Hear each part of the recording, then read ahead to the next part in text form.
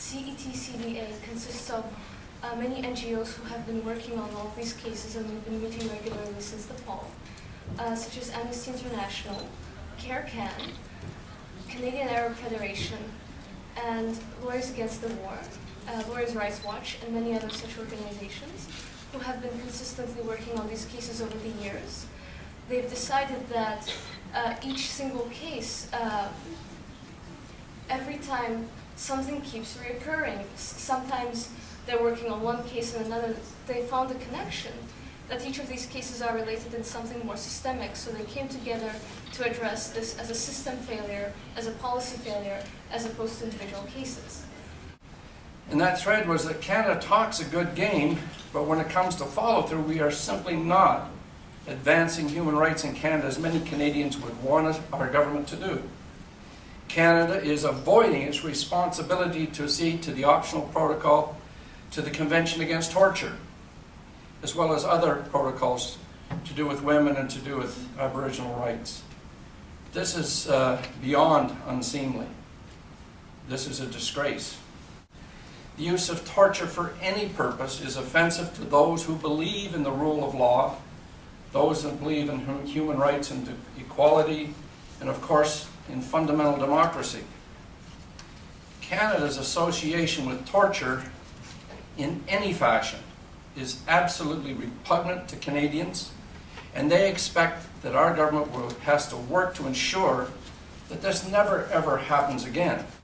Well, for more than 7 years now, in the United States, in Canada, and around the world, human rights have, by any measure, been under siege. And the sad irony is that the excuse, the justification for these relentless human rights violations has been security.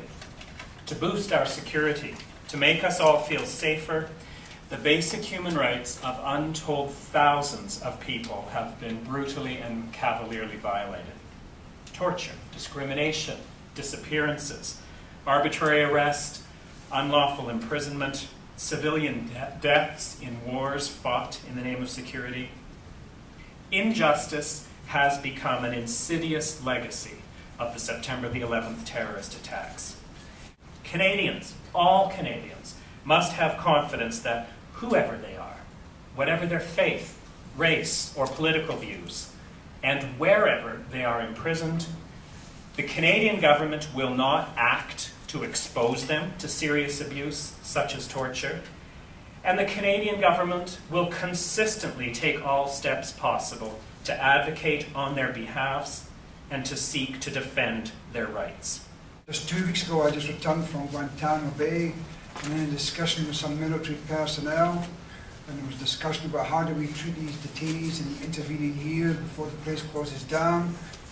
But it was mentioned that, in fact, if we open these cells and let these detainees to walk out into the sunlight, and the cameras were on them, the Canadian and American public would not be seeing Taliban warriors who've been working out in the gym.